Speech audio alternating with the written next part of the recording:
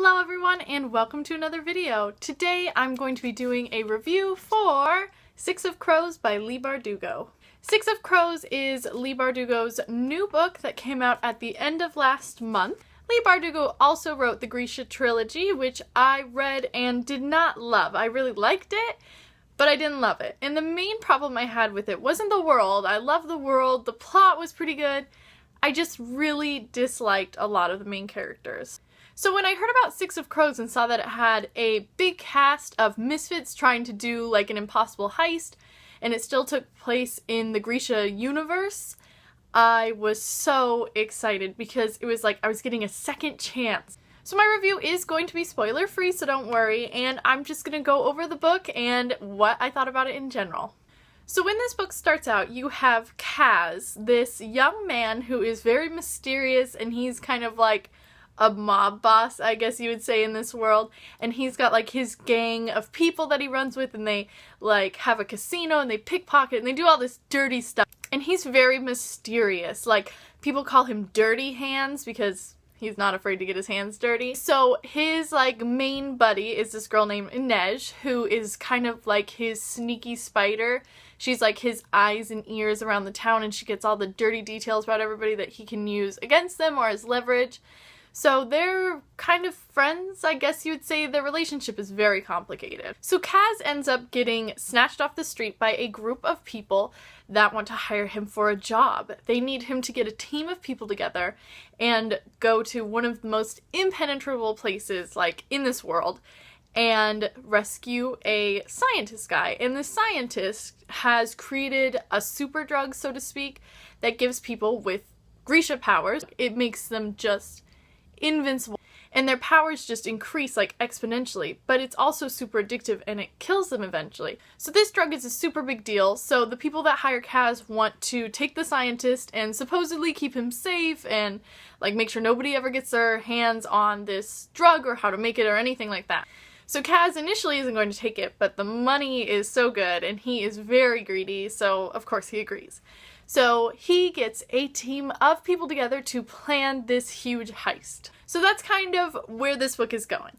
But the main thing I really need to talk about are the characters, because that is what carried this book for me, like, beyond words. So we have Kaz, who was probably my favorite. I have a really weak spot for, like, mysterious, ruthless, dark, brooding young men, and I'm not ashamed to admit it, I love them. And he was all of that and more. On top of that, he's also ridiculously smart and clever, and he's one of those people that's just like always 10 steps ahead. So throughout the book, you think something horrible is gonna happen, like, oh, they cornered him, oh, here's this, and then he just shows like the 20 tricks up his sleeve that he's got, and your mind is just constantly being blown by how smart and just conniving he is. He's diabolical, and I love it. So then after him, we have Inej, who is a young woman that she comes from like a family of like acrobats and stuff. She was actually kidnapped and sold into slavery, and then she was bought for a pleasure house.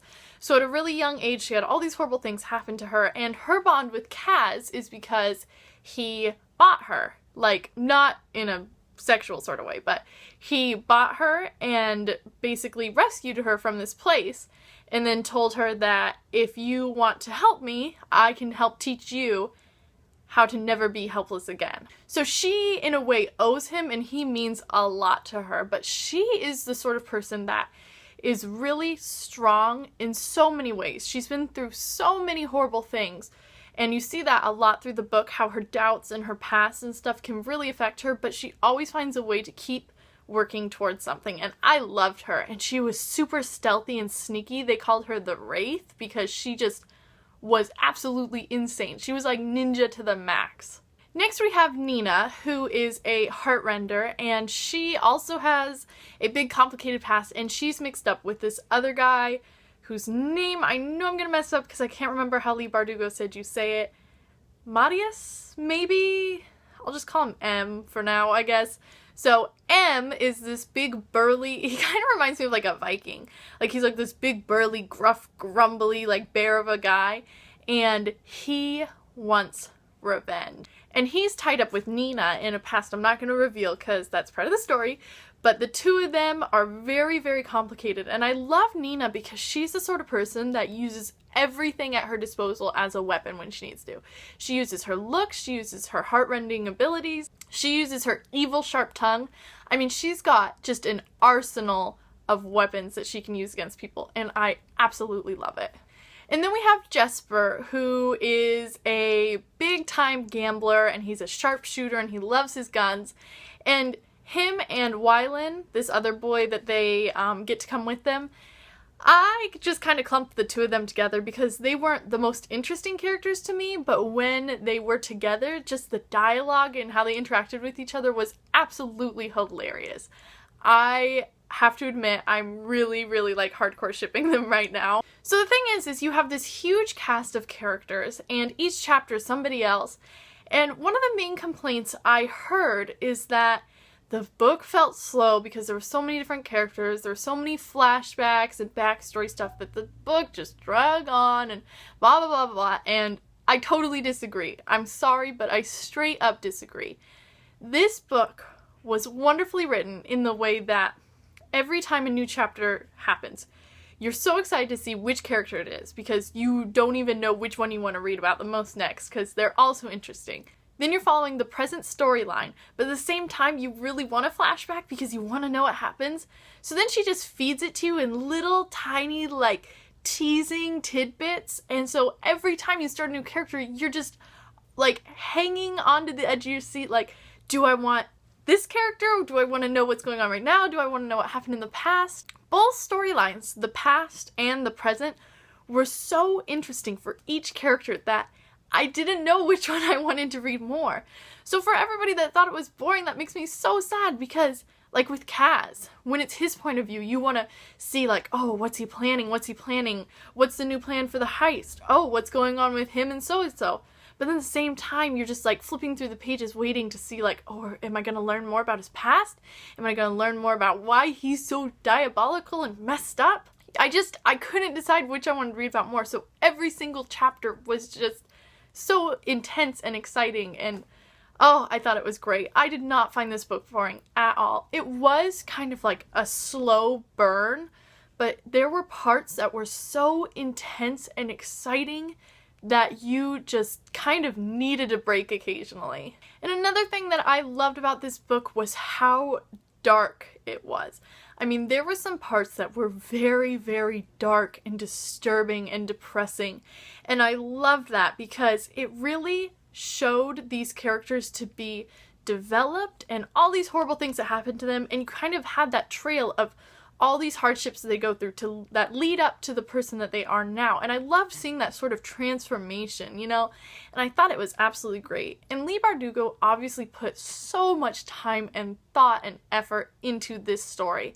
Every character is so interesting and well developed, but really unique. Like, you never have to worry about getting them mixed up or anything because each character has a very distinctive personality.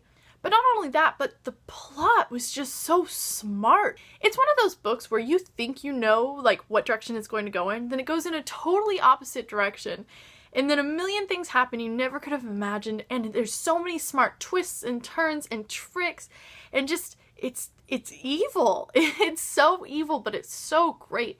And I love reading books that are so smart, and you can tell that the author took the time to, like, plan every twist and turn just to keep you so like excited and invested in everything because you never knew what was going to happen next. This book, without a doubt, is one of the best ones I've read so far this year, and I can say that with absolute certainty because it was that good. I mean, it was just so intriguing and interesting, and you never knew what was going to happen next, and I was like laughing and crying and screaming and like biting my nails. I mean, it was just up and down and up and down. I obviously ended up giving this book 5 out of 5 stars, like solid. And I'm already like trying to figure out what's going to happen in the next book, and I don't know how I'm going to make the wait. Like, the ending, just as a warning right now, that ending was evil. And I mean evil. Okay, you guys, so there are my thoughts on Six of Crows by Leigh Bardugo. Have you guys read it? And if you have, what did you think about it? And if you haven't read it, I highly recommend checking it out. And as always, thank you guys so much for watching, and I will see you next time.